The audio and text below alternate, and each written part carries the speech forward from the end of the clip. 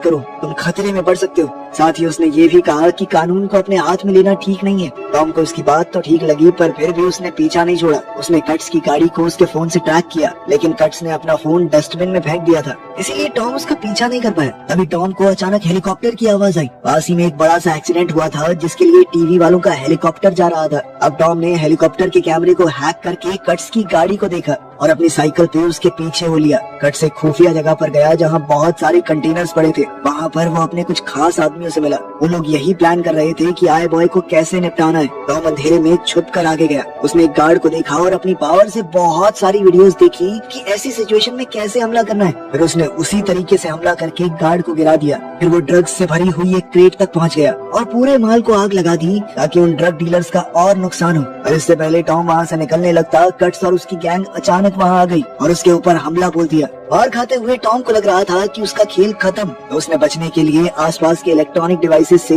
बहुत ही low frequency की आवाज निकलवाई, जो कि सभी गुंडों के कानों में बहुत तीखी चुभने लगी। वो दर्द के मारे बेहोश हो गए। कट्स ने गोली चलाने की कोशिश की, लेकिन उसका निशाना नहीं लगा। टॉम वहाँ से बचकर भाग गया। टॉम वहाँ से बचकर निकल तो गया, लेकिन अभी भी वो काफी जख्मी था। घर जाते वक्त वो एक लैंप पोस्ट से टकरा गया और बेहोश होकर गिर पड़ा। अगली सुबह जब टॉम को होश आया तो वो एक अनजान सी जगह में उठा। उसे ये भी नहीं पता था कि वो वहाँ कैसे पहुँचा। घर पर लूसी बार बार उसे कॉल कर रही थी कि वो साथ में स्कूल जाएंगे, क्योंकि अभी भी उसे अकेले जाने से डर लग रहा था। और टॉम ने उससे वादा भी किया था, लेकिन जब टॉम ने फोन उठाया ही नहीं तो वो डरती डराती अकेली चली गई।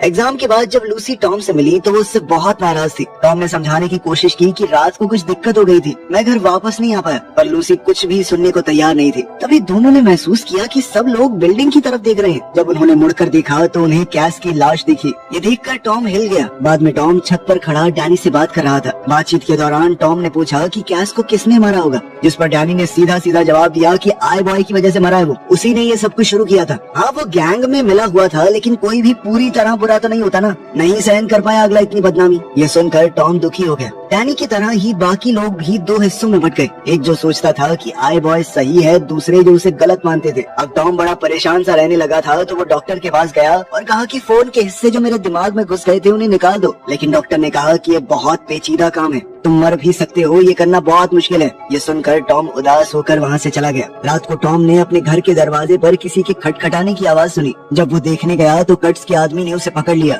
उनके साथ गैंग का सबसे बड़ा बॉस एलमान भी आया था। नैन्सी अपने पोते को बचाने के लिए बाहर आई, लेकिन कट्स ने उसे जोर से मारकर बेहोश कर दिया और एलमान ने कहा कि दादी को उनके कमरे में ले जाओ। इसके बाद एलमान ने कहा कि मैं जानता हूँ कि तुम ही आई बॉय हो और अब तुम्हारे पास एक ही तरीका है जिंदा रहने का, मेरे साथ मिल जाओ, तुम्हारी जिंदगी बदल दूंगा। जिसके लिए टॉम ने मना कर दिया। ना सुनना एलमान को कुछ खास पसंद नहीं था और उसके गुंडे ने टॉम को नीचे गिरा दिया। फिर एलमान ने टॉम से कहा कि अच्छा एक काम करो, लूसी को ट्रैक करो ना। टॉम ने अपनी ताकत से लूसी को ट्रैक करने की कोशिश की। उसे पता चला कि लूसी